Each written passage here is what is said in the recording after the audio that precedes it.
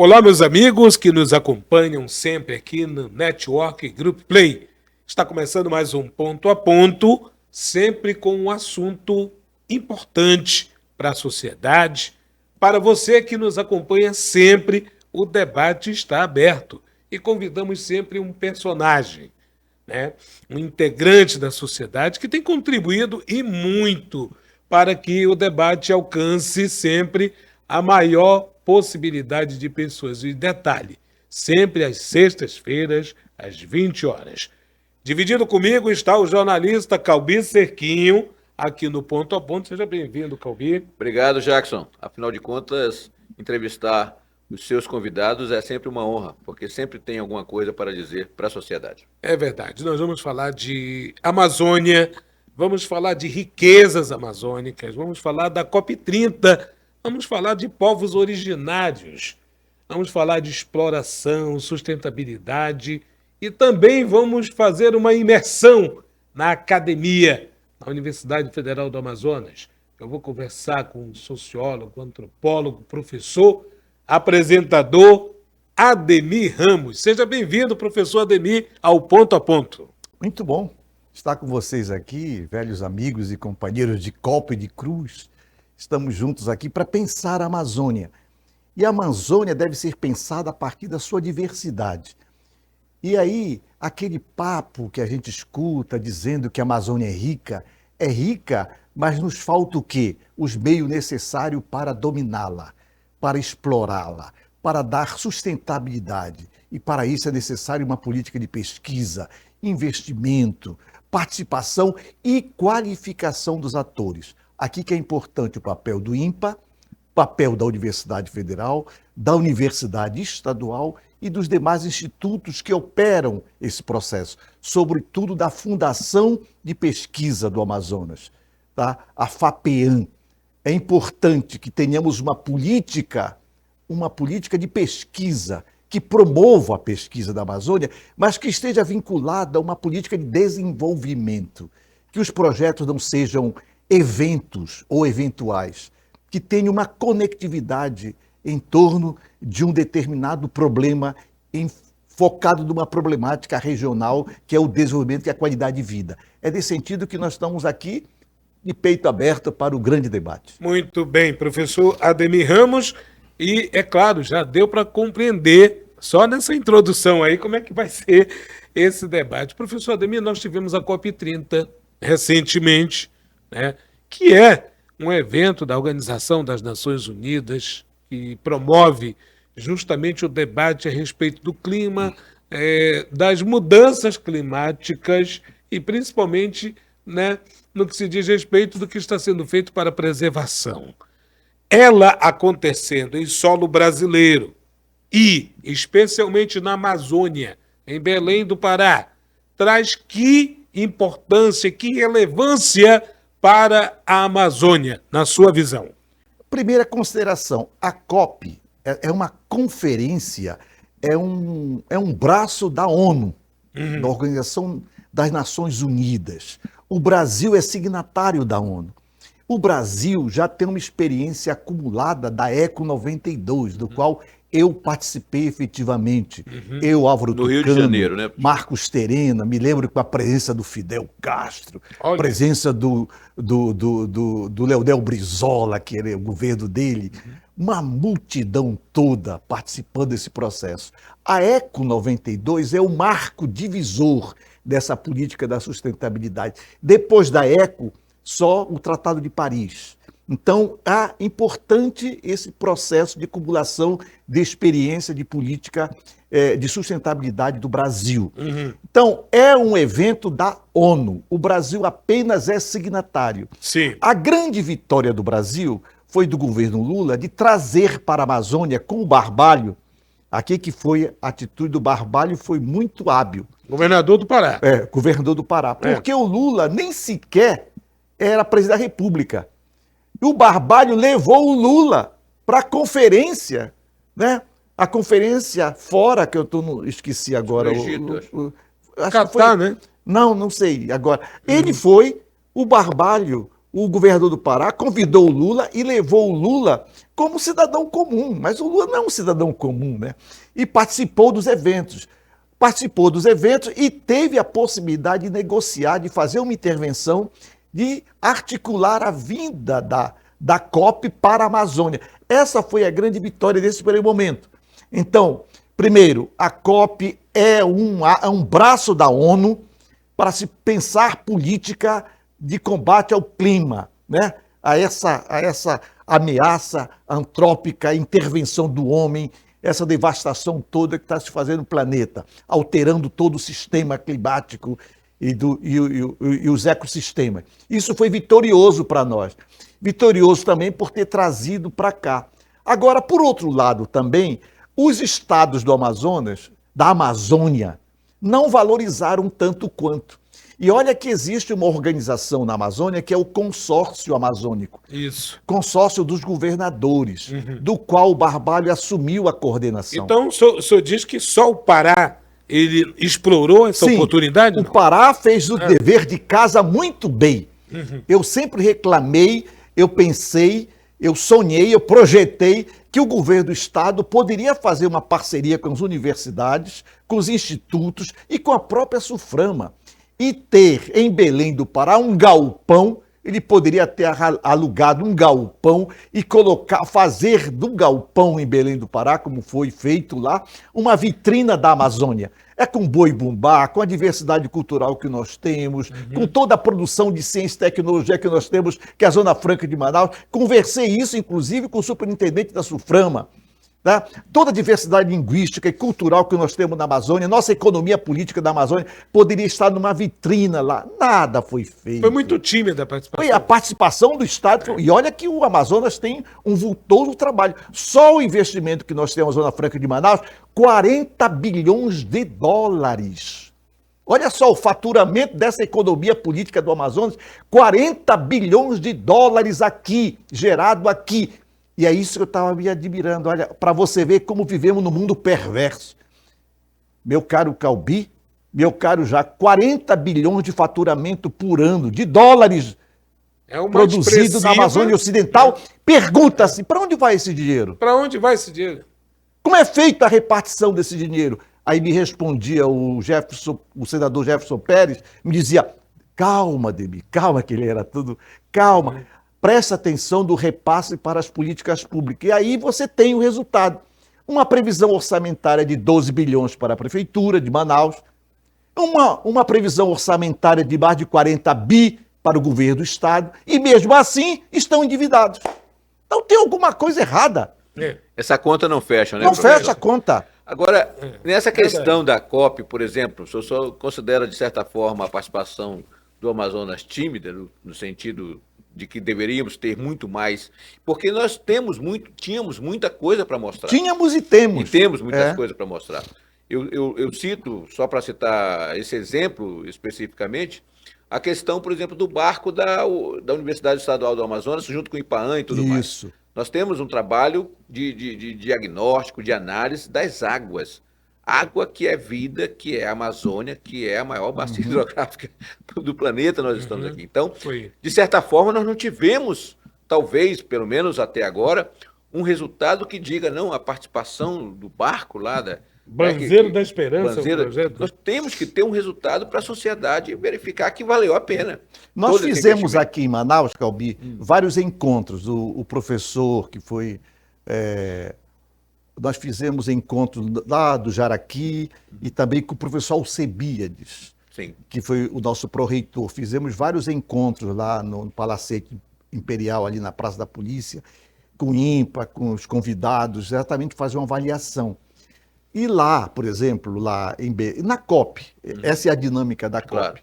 Claro. Você tem a presença dos Estados-nação, que participam desse processo, 194 Estados-nação participaram. É muito importante nesse contexto todo, que todos apostavam negatividade.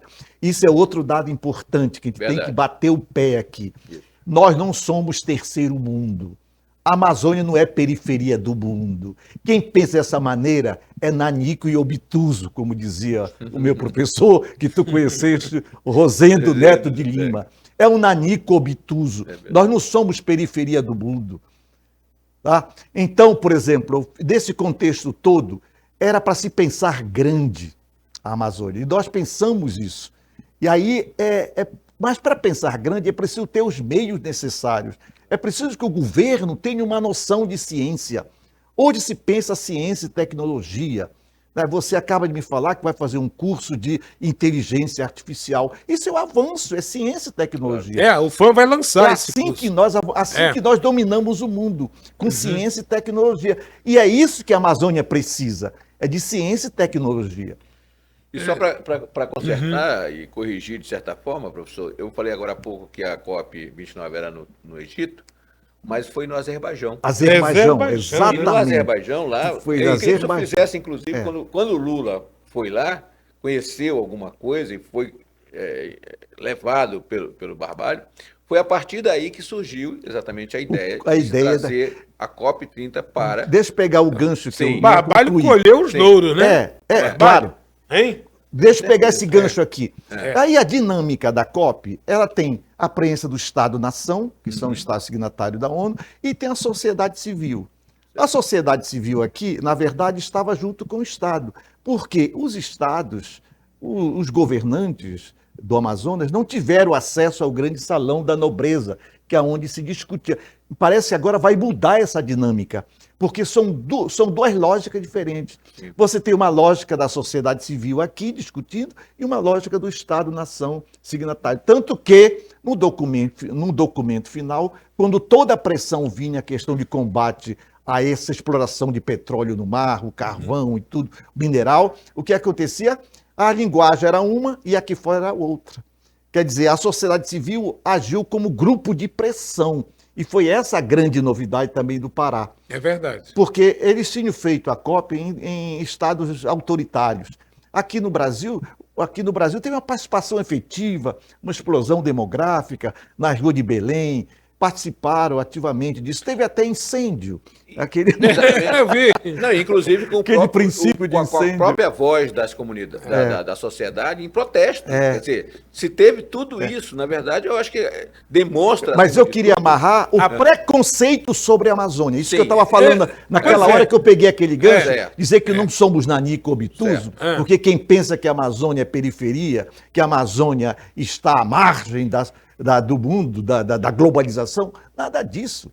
Hoje em dia eu estava falando para vocês que a universidade está com investimento num curso muito bom, nos cursos de pós-graduação, e nós temos cooperação internacional. Eu assisto aula com colegas que estão lá na África, outros que estão na Inglaterra, outros que estão em Paris, estão em Brasília. Quer dizer, a dinâmica da tal inteligência que funciona, a TI, a tecnologia de informação, funciona no mundo todo. E nós nunca fomos periferia. Na verdade, nós éramos antes do Brasil. E aí, o Sul e Sudeste comportou-se de forma preconceituosa e com discriminação para a Amazônia. Aí que é importante ficar atento para isso. Professor, nós estamos falando desses avanços que são visíveis, né? O senhor é uma testemunha disso, fazendo conexões com o mundo todo, mas os povos originários, os ribeirinhos, lá no interior, continuam ainda tendo situações limitadas, eu diria, e caminhando sobre riquezas que nós temos na Amazônia. Isso, acabamos de falar aqui do faturamento do pó industrial de Manaus de 30 bilhões de dólares. É um exemplo. E a pergunta que nós fazíamos exatamente isso. E para onde vai esse dinheiro? O repasse apenas de uma previsão orçamentária de mais de 40 bi para o Estado e 12 bi para a Prefeitura. E para onde vai o recurso? O que qualifica as políticas públicas? É a distribuição do recurso, dos meios. E isso se faz através de políticas públicas. No Alto Rio Negro, agora mesmo, os colegas que estão lá formando turmas, olha só, agora em mês de janeiro, nós vamos ter várias formações de graduados indígenas e já tem a pós-graduação indígena. E tem mais a novidade para vocês. O governo Lula jogou 50 milhões de reais na conta da Universidade Federal para construir o campus universitário de São Gabriel da Cachoeira. A reitora estava lá fazendo consulta pública né, junto aos vereadores, junto ao prefeito, junto às lideranças indígenas, à sociedade local e, sobretudo, a prefeitura já deu a contrapartida, já tem lugar, terreno, tudo determinado. Mas nos falta uma discussão mais densa, que é o projeto político-pedagógico que está faltando lá.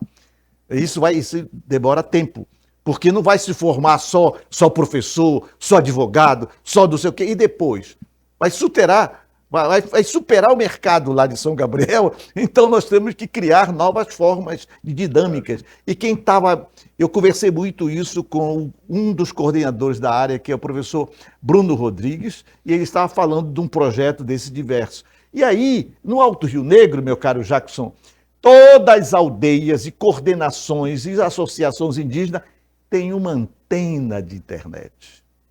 Entendeu? Agora mesmo, eles viajaram de São Gabriel para Cucuí, fica na fronteira do Brasil com a Venezuela, com uma antena de internet no barco, e eles estavam se comunicando com o mundo. É isso que eu estou falando para quebrar qualquer visão, daquela visão preconceituosa sobre a Amazônia em termos de isolamento.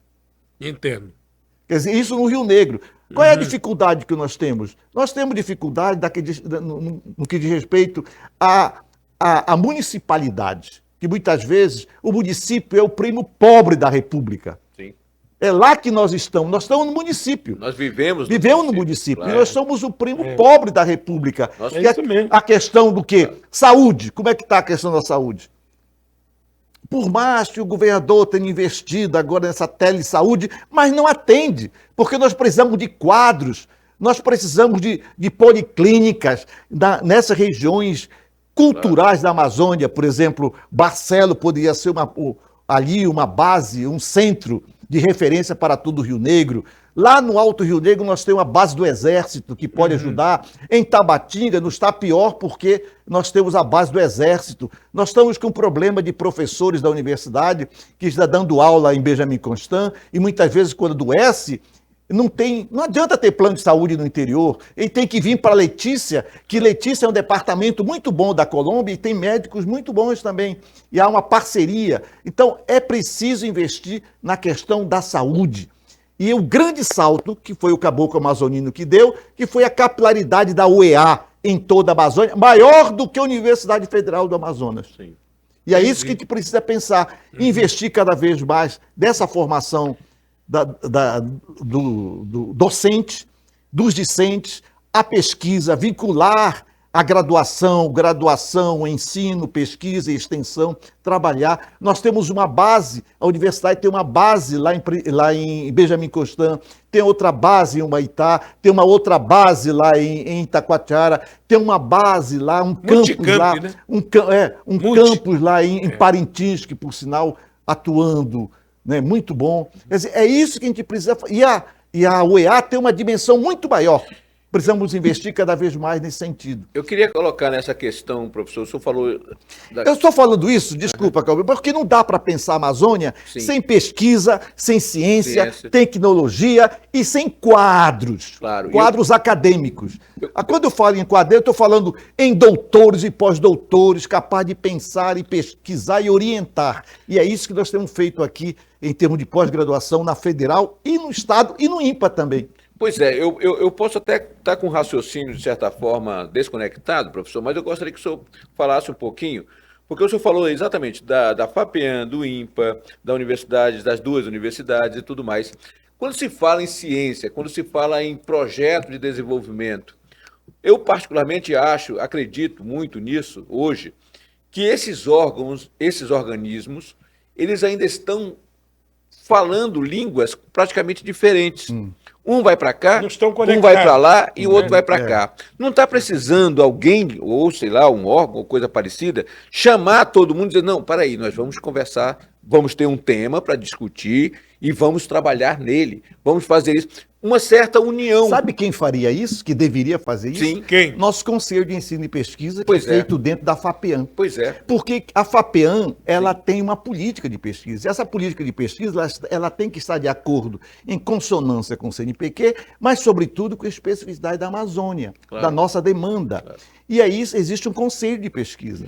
E esse conselho de pesquisa é que deveria promover essa Deliberar, integração, etc. integrar em cima de determinados temas. Esse é o guarda-chuva? É isso que é isso essa aí. integração. Porque é que libera o recurso. Exatamente. É essa integração e principalmente para que não haja desperdícios De recursos. de recursos. É. Então você concentra aqui, mas em compensação você sabe o que está se fazendo. Aquela brincadeira que se fazia no Sabe? passado, que tem pesquisador fazendo estudo de barbatana de tubarão na Amazônia. Lembra Exatamente. que nós Para fazíamos que não essa brincadeira? aconteça isso, né, professor? Para que não aconteça isso, Verdade. é preciso Verdade, alguém sim. dizer, não, e pare com essa pesquisa da barbatana. Nós E temos quem é aqui... que deveria fazer isso? Quem fornece o recurso. Exatamente. E quem fornece o recurso é a FAPEAM, pô. Muito bem, É o professor. CNPq e a FAPEAM. Exato. Então, Exato. a FAPEAM não libera o recurso para você pesquisar barbatana de tubarão na Amazônia. Professor Ademir, muito bem. Aí nós estamos falando também da esfera estadual, esfera federal, que precisa ter uma sintonia, Cooperação. uma cooperação. Ciência e tecnologia. Exatamente. É possível isso? É. Mas, claro, precisa sentar à mesa. Eu pergunto do senhor... Eu queria destacar, Ah. desculpa, o papel da nossa reitora. Sim. A nossa reitora é qualificada e vem desse quadro. É, dentro da Ciência área... e tecnologia. É, Ela ciência e está tecnologia. qualificada exatamente para operar esse processo. E eu acredito que seja uma realidade. Sim. Professor, vamos entrar na fase agora, nesse momento, no tema de exploração. Aqui no Amazonas, bem próximo da gente, tem Silves, e já deu um boom ali em Silves, né? Itapiranga, aquela região. Mais acima tem Altazes, que é o potássio, que deve também trazer um impacto econômico enorme na margem direita, que é lá do outro lado, Sim. que a gente sempre confunde ali, É. né? Passa por Urucurituba e desce, vai até o limite do Pará, se não me falha a memória, no projeto apresentado... Juruti. Juruti, que passa pela Potássio do Brasil, que foi apresentado, É inclusive. toda uma província mineral ali. Né? Exatamente. Aí, eu pergunto do senhor, a gente não investindo na pesquisa, na tecnologia, na ciência, e ao mesmo tempo nos investimentos, isso não pode ficar à deriva, não pode se perder? Sim, sim. É possível isso? Nós estamos conversando sobre a Amazônia, sobre essa diversidade da nossa riqueza, exigindo uma questão de política, de desenvolvimento regional. Estamos querendo que os nossos atores principais, que são os políticos, um deputado, uma bancada da Assembleia Legislativa pode ajudar e muito, desde que tenhamos gente qualificada para operar, que não sejam vaca de presépio, A que representatividade as comissões conta. possam atuar com Hein? autonomia e com ações propositivas. Né? Sim. Isso é importante. Isso vale tanto para a Assembleia quanto para a Câmara Municipal. Claro. Mas eu queria registrar aqui aqueles que nos antecederam. Por mais que a gente não goste, mas Arthur César Ferreira Reis é o nosso grande historiador da Amazônia. Agora, recentemente, o professor Ribamar Bessa fez parte da minha banca Olha. de discussão e ele disse, olha, por mais que seja ele é muito amante da colônia lusitana, o Arthur César Ferreira Reis, o professor Arthur César Ferreira Reis, defende muito o processo da colonização, da lusitanização na Amazônia, mas por mais que se faça essa crítica, mas não dá para estudar a Amazônia sem uma leitura densa do Arthur César Ferreira Reis. Sobretudo tem uma obra Profundo, né? sobre seringueiro e seringalista, ou seringalista e seringueiro, uma obra magnífica da década de 50, toda a obra dele. Eu vou citar só 3 aqui, que eu até olhei antes de vir para cá para não me esquecer deles. Revisitar. Eu falei o Arthur César Ferreira Reis, falei o professor Samuel Benchimol, não dá para ignorar Ícone. o Samuel Benchimol, e eu conheci o Samuel. O Samuel era nosso professor, foi ele que inaugurou todo esse processo da questão ambiental na Amazônia e depois criou quadros como Roberto, nosso reitor da universidade, Roberto Vieira, que foi um dos formadores desses jovens aí que estão aí, tá? Não dá para ignorar. E o Samuel foi tão importante para você ver, em termos da nossa formação, que ele pagava da sua empresa, ele investia em pesquisa. E todo o nosso microfilme memória que nós temos no Museu Amazônica do século XVIII, ali na Ramos Ferreira, foi o professor Samuel que bancou, mandou o pesquisador o João Renaud de Carvalho para Portugal, mandou fotógrafo para Portugal para fazer os microfilmes. Tudo isso para você ver um empresário como Samuel Benchimol, né, investindo nesse capital intelectual na Universidade Federal do Amazonas. Veja só, e tem um cara que não podemos esquecer, que é mais antigo do que o Samuel, um acriano, que é o Djalma Batista. Eu citei apenas 3, não dá para a gente ignorar esses 3 caras nas nossas pesquisas aqui, tá? Nesse campo. O doutor Djalma já falava, toda essa discussão que nós estamos tendo aqui, Djalma foi nosso diretor do IPA, assim como o Maripiranga foi, o Djalma, mas o Djalma tinha uma dimensão mais crítica. E ele escreveu o Complexo Amazônico, que já foi reeditado pela Valer. A Valer está reeditando alguns trabalhos.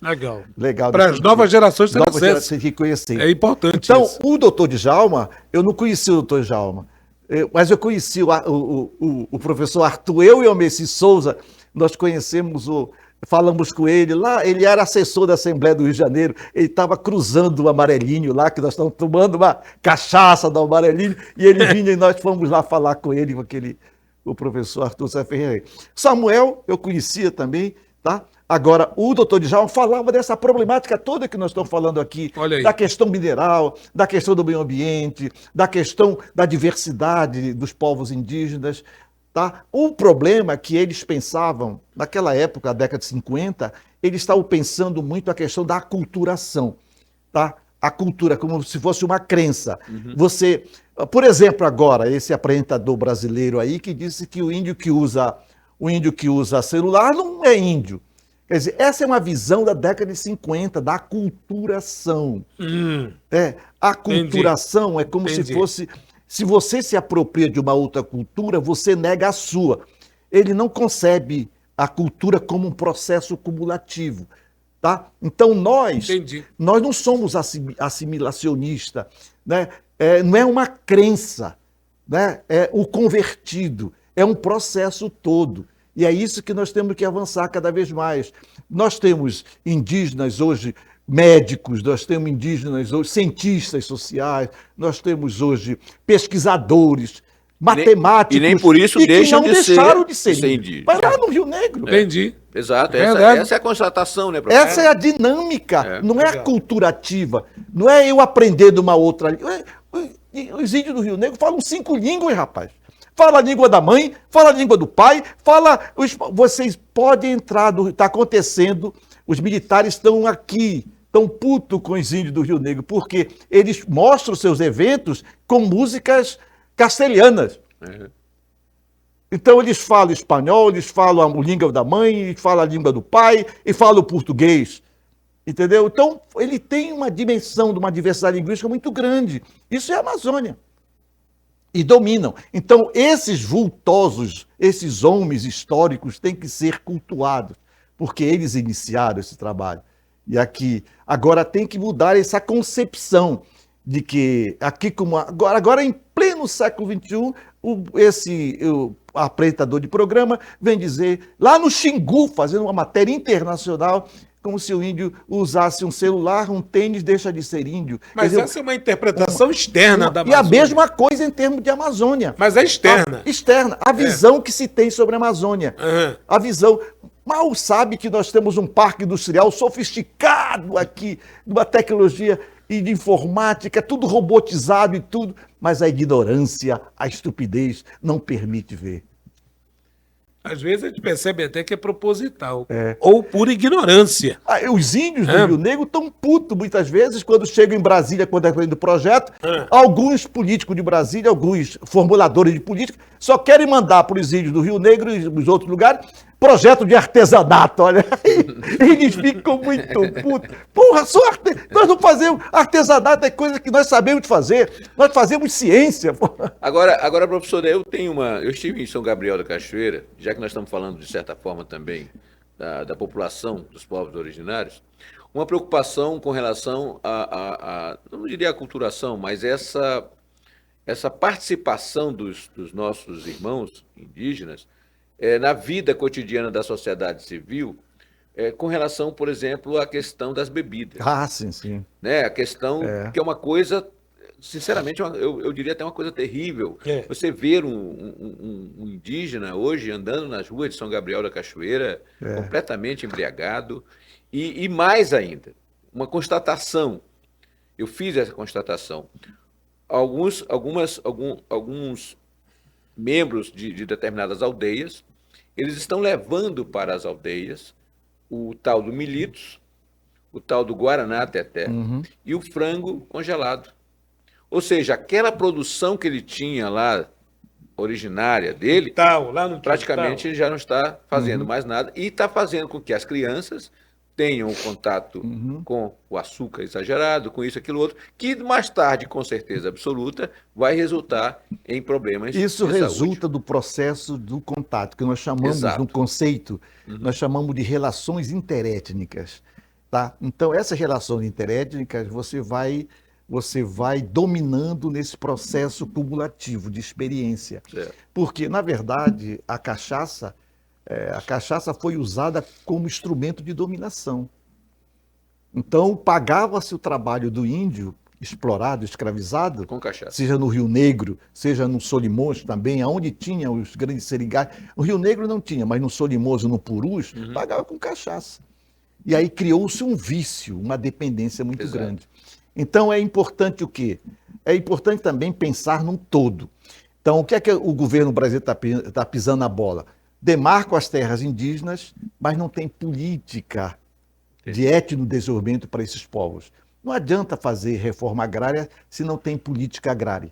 Claro. Entendeu? Não ocupa, Então, né? esse é o problema sério. ocupa. Olha, nós temos hoje no Amazonas, o território do Amazonas, que é imenso, mais de 30%, quase 30,4%, 30,5%, tudo é terra indígena. É.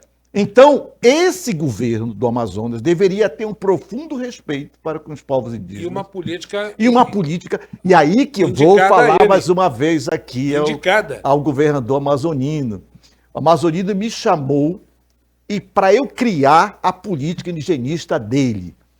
Eu criei uma política indigenista e todo mundo deu porrada no amazonino. Por quê? Porque isso não é competência do Estado, é competência da União. E ele sustentou e hoje está aí, a Fundação Estadual de Política Indigenista. Tá? Entendeu? Amazonino Quer dizer, era um visionário. agora é preciso o quê? Precisa investir cada vez mais, ter recurso, formar quadros, qualificar e criar programas de desenvolvimento para esses povos. Professor Junto Ademir, com eles. sua visão antropológica, vamos sair um pouco do Amazonas, na condição em que se encontra e que se encontrava, porque continua ainda Caubi, né? Do povo Yanomami. Ali é um enigma, é uma situação que se arrasta por muito tempo.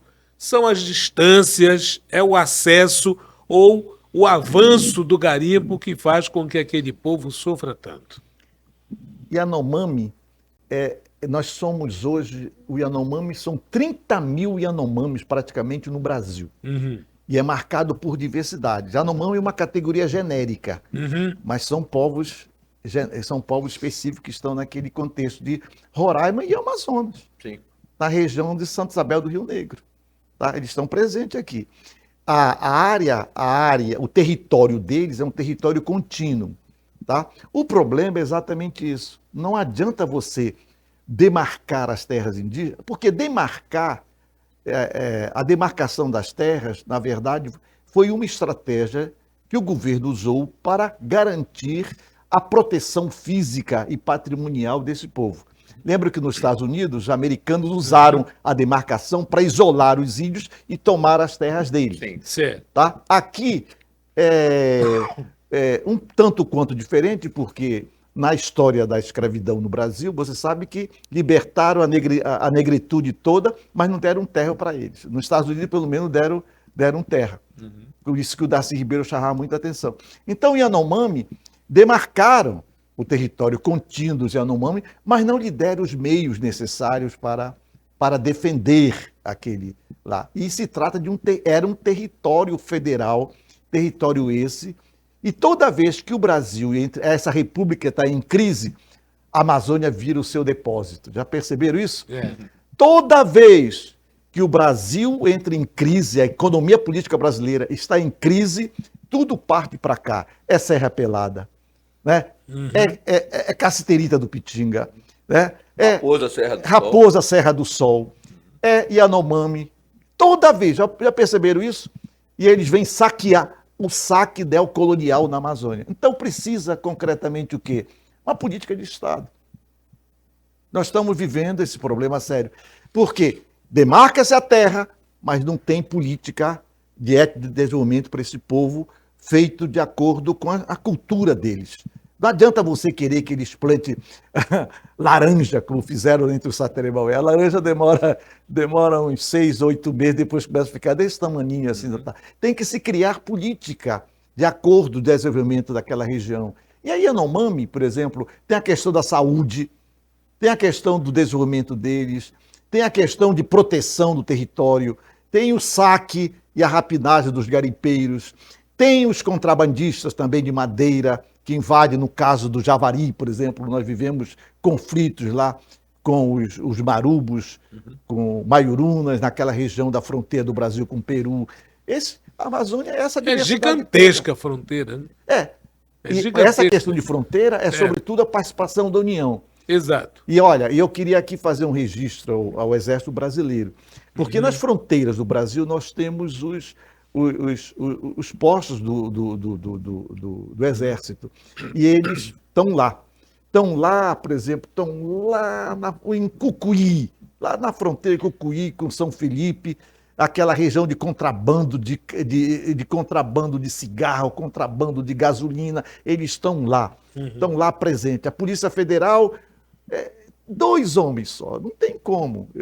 Eu tenho uma cena que me impressiona até hoje, na década, acho que 2004. 2004, eu estava com a Suqui, como consultor do Sebrae, andando, pesquisando no Solimões, ouvimos aquele grito, aí eram 2 agentes da Polícia Federal gritando para nós, aí nós paramos lá, eles queriam nos dar gasolina, porque eles aprenderam para ir pegar carona, para ir para Santa Isabel, para receber o soldo deles. 2 homens na base Anzol. Como é que vai proteger a Amazônia? Quer dizer, precisa uma atenção para cá, precisa uma política pública para cá, precisa segurança na fronteira. E o Exército está lá cumprindo o seu papel. As Forças Armadas, né? Isso. O búfalo continua sendo um grande instrumento de transporte nessa Amazônia, naquela fronteira lá. Agora, professor, assim, a gente voltando para essa questão rápida, só para a gente não perder o fio da meada, você acredita que essa reclamação que o senhor está fazendo, esse pedido que o senhor está fazendo com relação a voltar-se os olhos para a Amazônia com essas políticas corretas, o senhor acredita que a COP, de certa forma, destravou um pouquinho isso e pós-COP pode acontecer isso? Boa pergunta. Criou-se uma expectativa de que a COP ia resolver todos os problemas nossos. Mas a COP não tem nada a ver com isso. Quem tem que resolver os problemas nossos somos nós. É o Congresso Nacional. Por exemplo, nós tivemos toda a discussão em Belém do Pará de proteção da questão do meio ambiente, do combate à crise climática internacional, os impactos da Amazônia, o sul da Amazônia invadido por fazendeiros, essa confusão toda. E aí passou a COP, o Congresso se reuniu, está lá. O Senado ontem, à noite, votou o quê? Votou a invasão das terras indígenas. Só vai demarcar a terra quem tiver presente da terra a partir de 5 de outubro de 1988, que foi a dada a Constituição. A questão do revogaram os artigos da proteção do meio. Quer dizer, nós tivemos uma discussão em Belém, né? Mas que não teve ressonância nenhuma no Congresso Nacional. Eu vi. É isso que eu estou dizendo. O marco temporal, votaram em favor do... O que é o marco temporal? O que é o marco temporal? O marco temporal é demarcação de terras indígenas, só pode ocorrer a partir se eles estão presentes na área a partir de 5 de outubro de 1982. Mas imagina, como é que pode isso? Porque, na verdade, as terras indígenas são imensas, não é porque ele quer muita terra, porque eles se mobilizam em termos das suas roças. Forma, né? Eles fazem a roça aqui, aí dá 2 anos, 3 anos, vai fazer a outra lá, e vai se mobilizando. Agora, os latifundiários de Roraima, o senador de Roraima lá, defendendo essa proposta que foi aprovada no Senado Federal. Agora entrou num conflito entre Senado, entre Congresso Nacional, o Senado e o STF, que o STF está discutindo a questão do marco temporal. Quer dizer, toda a discussão que nós tivemos em Belém parece que foi paralela, toda E o Congresso Não Nacional, causou ó, efeito nenhum. Não, nenhuma sensibilização Tem uma ao discussão. Parlamento brasileiro. não Tem uma- teve. Tem uma discussão agora que vai nos atingir, já nos atingiu de certa forma mais precisa, professor. Esse estilo nômade das populações indígenas, que, como o senhor disse, Sempre foi assim, bicho. exatamente, faz uma roça aqui, faz outra ali. Nós vamos ter um problema com relação a Barcelos. Temos uma questão de Barcelos que foi aí. Ah, eu vi Nós lá. temos aí uma quantidade imensa de terras que estão agora indígenas e que, de certa forma, aos olhos de alguns deputados estaduais, de algumas lideranças, isso vai inviabilizar, de certa forma, o desenvolvimento do município de Barcelos. Então, é uma discussão que deverá acontecer aí por aí há algum tempo e a gente se preocupa com isso. O problema também é que eu disse, olha, mais de 30% do território do Amazonas está comprometido com demarcação de terras indígenas. Isso. Barcelos é o maior município do Brasil. Do Brasil. Isso. De terras indígenas. O prefeito não senta para discutir com os índios. Por que não chama os índios a discutir com os índios? Claro. É só para saquear. É a visão do saque ainda, a visão da rapinagem, é a visão colonial de se reproduzir. Isso se dá de Brasília para cá e a gente reproduz aqui também. Por exemplo, a questão do marco temporal é uma visão dos colonizadores, da neocolonização da Amazônia. Quer dizer, o latifúndio, porque o agro... Nós não somos contra o agronegócio. Mas o que é importante é que você respeite a diversidade das coisas. Claro. Enquanto um está plantando o agronegócio, outro podia estar plantando outras coisas, como tem a economia familiar, né? A agricultura familiar e etc.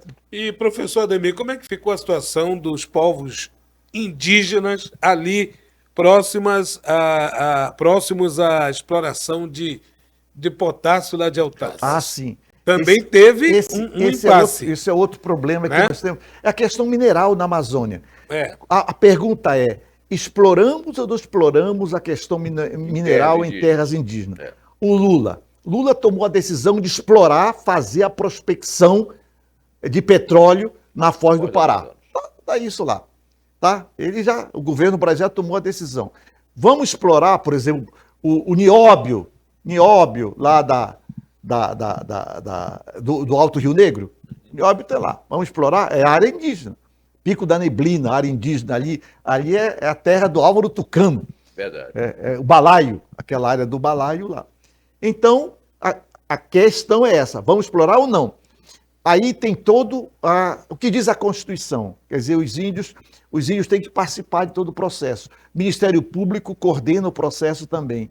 Aí você tem que ouvir os índios, participar, fazer consulta e etc. E parece que isso não foi bem encaminhado. Tanto que isso deveria... É um trabalho lento, porque tem outra dinâmica quando você trabalha com os índios. Você tem que ouvir, você tem que falar, não é uma coisa que chega assim, olha, vamos decidir isso amanhã. Não. Aí chama todo mundo. Me parece que lá em Altazes tem rolo. Eles não ouviram. Impasse lá. Eles não ouviram todas as comunidades. Foi. Precisa o direito de consulta. Você tem que ouvir as partes todas, etc. E com o aval do Ministério Público. Isso está na Constituição Federal. Os índios têm poder, mas tem que ter uma segurança, a defesa do Ministério Público, para poder respaldar a sua decisão. E aí tem pessoas que chegam comprando tudo, dando dinheiro para índio que vai resolver. Não vai resolver. Tem que ouvir as partes. Me parece que está uma tensão ali, né? Porque tem algumas comunidades que não foram ouvidas e também tem alguns vícios que a gente tem que ficar atento. Que muitas vezes algumas lideranças se beneficiam mais do que as outras. E no meio dessa relação, a gente tem que levar em consideração o quê? Os vícios do processo civilizatório. Que muitas vezes nós estamos num sistema capitalista. O cara quer pegar grana, quer estourar grana e só quer beneficiar. Vou contar um caso que vocês vão ver. Eu estava na beira do rio, né, mais ou menos umas 8 horas da noite, me chega o índio lá dizendo, olha, os chefes estão lá sem tomar café, estão todos esperando lá em cima, não tem café, não tem pão, não tem nada. Aí eu peguei o meu rancho todo e dei, leva lá para ele, por favor, quer... Ele pegou e virou-se e levou para o barco dele. Quando eu subi, Continuava sem nada lá. Quando eu subi, Os velhos estavam Cadê? sem... Cadê o café? Cadê o pão? E tu Cadê a ficaste de bolacha? mandar? Cadê o mingau? Hein? Eu estou falando de malandragem que existe. Lá- Você lá- tem que ficar atento. Lá onde não deveria ter, né? Não, mas tem. O homem, por natureza, devido- é corruptível, como Eu dizia o Maquiavel. O homem é, por natureza, corruptível. Então, olha que eu sou puto velho, hein? Eu tenho desde 1978 trabalhando com povos Andando. originários, andando, e levei esse golpe. Tá vendo? a Só- gente- Então, tem vícios. Então, é Não, preciso coisa- que você tenha essa capacidade de discernir as coisas. Professor, nós estamos caminhando para a conclusão. Mas do eu nosso queria só ponto a ponto. terminar com não, uma- não uma acabou. máxima. Estamos caminhando. Ah, caminhando, Estamos tá, caminhando. ok. Eu entrevistei ainda há pouco a presidente do IFAM, Sim. Instituto, né, de Proteção Do patrimônio, do Patrimônio Histórico tá. Nacional. Lá em Urucurituba, agora recente, foi encontrado As urnas, né? as urnas lá, material riquíssimo arqueológico. Ainda tem essa riqueza É. para nós conservarmos e preservarmos aqui na Amazônia. Pois é, o que é isso? São documentos históricos da nossa própria formação. Sim. Aqui na Praça do Iapetec, lá, né? Lembra? Tá lá? Sim. Aqui, lá na colônia Antônio Aleixo, nós temos lá, quando foi feita aquela prospecção lá, tem lá também as urnas históricas de A estiagem severa revelou muita revelou. coisa. Agora em Urucurituba também. Isso. E é importante ficar atento para não ver saque, porque tem pessoas que roubam essas peças. E essas peças são peças da União. Se alguém violar esse território, está sujeito à penalidade. Porque Isso. são peças da União, são protegidas pela União. A Polícia Federal tem a obrigação e o dever de proteger, desde que Entendi. seja acionado pelo IFAM. Já foi lá feito lá um processo E são marcas da nossa história, né? É, Como exatamente. dizia no século XVI, se jogasse uma seta para o céu, não cairia no chão, cairia em Na terras cabeça dos indígenas, índios. em cabeça de índio. Por quê? Porque era uma máxima população, e aqui que foi perseguida, dominada, a igreja, a guerra justa, os seringalhistas, os militares, tudo, um massacre total a esse. E resistiu a Juricaba. A Juricaba é um grande líder. E eu quero dizer, tem gente que não acredita que a Juricaba é real. A Juricaba foi o grande líder, né? E o Juricaba aliou-se, sim, com os holandeses para enfrentar os portugueses, entendeu? É uma liderança forte na Amazônia, resistente. resistente. Né? Professor Ademir, eu vou mudar um pouquinho de assunto aqui, já que quando entrevistar o professor Ademir, além de ser uma grande honra, é tentar beber um pouquinho do conhecimento também que ele, com certeza, acumulou nesses anos todos. É. Eu gostaria de saber da sua opinião, professor, com relação a essa nossa novela que não tem, parece que não tem fim, que é com relação a 319. Qual que é a sua opinião sobre isso? Deve-se fazer a 319 ou não se deve fazer a 319? Ou se tem alguma outra alternativa? Eu penso que seja fato consumado, porque a desgraça maior fora feita da ditadura. Esse projeto da BR-319 resulta de quê? Do tal milagre brasileiro da Transamazônica, Isso. tá? Que foi tudo bancado pelo Banco Mundial. E se alguém quiser aprofundar, é só ver Vítima dos Milagres do Shelton Davis, que era um dos consultores do Banco Mundial, que escreveu toda esse genocídio que foi feito na Transamazônica aqui. O fato consumado. A estrada está aí, né? Está feita a estrada. Nós não estamos inventando a roda. O impacto já ocorreu. O impacto já ocorreu. O que nós precisamos agora é ordenar esse processo. É ordenar esse processo. E como ordenar esse processo? Atualizando a partir de políticas públicas agora. Seja através de satélite, seja através de drone. Usar seja tecnologia, né? tecnologia. Vontade, E o Brasil é capaz de fazer isso. Tem cientista para isso, tem militares capazes de pensar isso, tem toda uma ciência militar hoje, a geopolítica para pensar isso.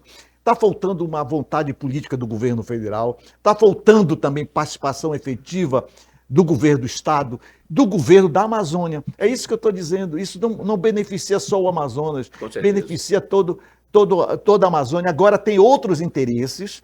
Interesse um são os barqueiros que estão na Amazônia, sobretudo a família Barbalho em Belém do Pará, né, que tem toda uma indústria de cabotagem na Amazônia aqui. Tá? Então tem vários interesses que vazam por aqui.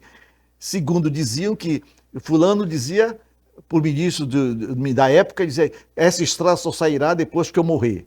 Quer dizer, é o que se falava aqui. Já Bastidor, morreu? Já né? morreu Já isso aí, não? morreu. Esse Já morreu? Então já já morreu, pode então sair, vai então. sair. Já pode sair, então. Ei. Então, nesse sentido, é importante pensar. Quer dizer, porque uma estrada dessa quebraria, não. Vai dificultar cada vez mais a facilidade desse grupo de cabotagem da O Amazônia. modal fluvial diminui. Porque no momento. Não quer dizer que vai acabar. Mas Mas não diminui. pode ficar o monopólio. É. Nós temos que pensar uma diversidade aqui. Tá? Então, eu sou inteiramente favorável, desde que seja obedecida todo o ordenamento do parqueamento, do meio ambiente, o controle dos povos originários, vigilância, o que não tem na Amazônia. Esse é o problema sério, que não tem na Amazônia. Agora, por outro lado, tem aqueles também que compreendem a Amazônia como se fosse intocabilidade. Tá? Intocabilidade, que é não, porque... E tem outros que vêm, não, por que não faz uma ferrovia? Ora, porra, Não tem tradição já está nenhuma. construída a estrada. É. A estrada já está construída. Essa estrada Manaus-Porto Velho, ela vai e ela, como diz o caboclo, ela quebra a esquerda rumo à Lábrea. E você vai sair lá. Eu já fiz tudo isso. A Kombi quebrou no meio do caminho e nós tivemos que comer palmito. Porque 180 pra lá já- na Amazônia, qualquer palmeira tem palmito. A Kombi. Aí você... É a Kombi. A Kombi, meu Deus. Que fazia caminho da BR para Lábrea. Sim. Isso tudo, está tudo conectado. Isso antes de Matupi, antes de... É aquela Muito, região muito, toda. muito. Agora, o que é que precisa? Precisa gestão, essa é a palavra. Gestão pública, gestão do governo federal e gestão do governo estadual quanto à proteção desse patrimônio. E para isso precisa de vontade política acima de tudo. Vontade e investimento. Se o Estado tem condições de bancar, banca. Se não tem, busca parceria, PPP, e faz uma obra como se faz da Dutra. A Dutra não está com PPP? Isso. Professor Ademir Ramos, Universidade Federal do Amazonas, antropólogo, filósofo, sociólogo, doutor. Estou trabalhando, estou fazendo doutorado em sociologia ainda, vai nota devagar. 10 da 9.9. 9.9. Mas eu queria finalizar chamando a isso. atenção de uma coisa importante para Pois se não. pensar. Vamos lá. Olha o que está acontecendo. São dois conceitos que eu queria chamar a atenção de vocês e do grande público. Dois conceitos. O conceito é o conceito de transformação do processo produtivo que é feito através do trabalho. Sim. Esse trabalho é que transforma a natureza. E o que é que nós estamos vendo agora? Na verdade, essa questão de COP, essa questão de sustentabilidade, é uma estratégia do grande capital. Isso se consolidou a partir de 70 para cá. E eles, tanto que vocês vão ver, quando vocês leem profundamente essa questão da sustentabilidade, não se fala mais em transformação, se fala em adaptação. É isso que eu queria que vocês atentassem. Alerta para isso. Eu estou alertando para isso. Transformação é trabalho acumulado, né? Trabalho acumulado. Adaptação. Adaptação, quer dizer, você já aceitou a condição de. Entendi. Faz sentido. Então, você não tem que transformar mais nada. Já está transformado, você tem que adaptar. É você que tem que se adaptar à situação do clima. Não é mais o planeta que tem que ser protegido em relação ao modos de vida. Adaptar a estiagem, adaptar a enchente. Isso. Então, a palavra da moda que o capitalismo inventou não é mais sustentabilidade, é isso. Amarrando. Não é mais sustentabilidade. A palavra, o modismo do grande capital é adaptação. Entenda-se por adaptação o quê? Sossega na tua. Que a China vai continuar explorando, os Estados Unidos vai continuar explorando, e se vocês quiserem viver na Amazônia, vocês têm que se adaptar. Muito bem. Aí está. Professor Ademir Ramos, muito obrigado pela sua presença aqui no Ponto a Ponto, Network Group Play, né? E dizer ao senhor que venha mais vezes, até para a gente debater, porque sempre tem um assunto para tratar de Amazônia. Sempre vai ter, né, um assunto em que as pessoas precisam compreender. Começa agora, da adaptação, por exemplo, passava despercebida. Isso é legal, eu Né? saquei também isso aí. Eu não... Entende? É uma sacada aqui. Passava despercebida. Mas aí ali. depois eu passo o Pix. Agora, professor, uma Eu queria dica. ver o retorno disso depois. Não, Será tudo que tem bem. retorno? Tem. Tem? Tem. Agora eu preciso compreender o seguinte: o que é que nós possamos avançar na compreensão da Amazônia na sua atualidade? O que o senhor indicaria? Eu vejo, tem saída. A Amazônia tem que dominar a ciência e tecnologia. Uhum. E não depende de americano, de inglês, de franceses, não. Não depende, depende de nós mesmos. Por isso requer um investimento de ciência e tecnologia do governo federal. Investir na Amazônia. Nós temos que buscar parceria. Isso é uma coisa importante em termos de cooperação internacional. Nós Entendi. temos que buscar cooperação internacional. Nós temos aqui um grande centro de pesquisa que é o INPA, que é pesquisa de base. Tem pessoas que não entendem. O que o INPA faz aí? É pesquisa de base. Vocês viram agora a pesquisa do... Nós temos 2 grandes centros de pesquisa da América Latina e o Brasil se destaca. É a Fiocruz e o Butantan. Butantan eu conheço porque eu morei no CRUSP, dentro da USP, e eu andava por ali só vendo as cobras lá embaixo. Eita. Fica bem colado no campus universitário. Então, você viu quanto tempo demorou para sair agora a vacina contra a dengue do Butantan? Mais de 10 anos. Isso é pesquisa de ponta. É isso que o INPA faz aqui, pesquisa de ponta. Quer dizer, a universidade trabalha com pesquisa aplicada. Nós temos que dar resposta. Tá? É imediato. Não podemos ficar 10 anos, 11 anos, 20 anos numa pesquisa. Nós temos que... Então, não tem jeito. Nós temos que enfrentar a situação. É ciência e tecnologia e política pública. Nós temos que fazer e buscar cooperação internacional. Veja a nossa fundação, o Hospital Tropical aqui. É uma fundação, nós temos que buscar parcerias internacionais e a universidade faz isso. Tanto na Amazônia, nós temos universidade aqui, Peru, Universidade de São Marcos, Universidade da União, lá na Colômbia. Isso tem que criar um polo de pesquisa da Amazônia. Obrigado, professor Ademir Ramos. Obrigado, Calbi Cerquinho. Estamos aqui. Está conosco aqui. Muito obrigado. Obrigado a você que nos acompanha sempre às sextas, às 20 horas, no Ponto a Ponto, sempre com esse assunto relevante, onde tem um assunto, tem debate, tem opinião e a gente está aqui sempre preparando para todos vocês esse debate saudável que traz conhecimento infinito o tempo todo. E é claro, nós queremos agradecer sempre a sua audiência e sua participação. Para você, um forte abraço. Até a próxima.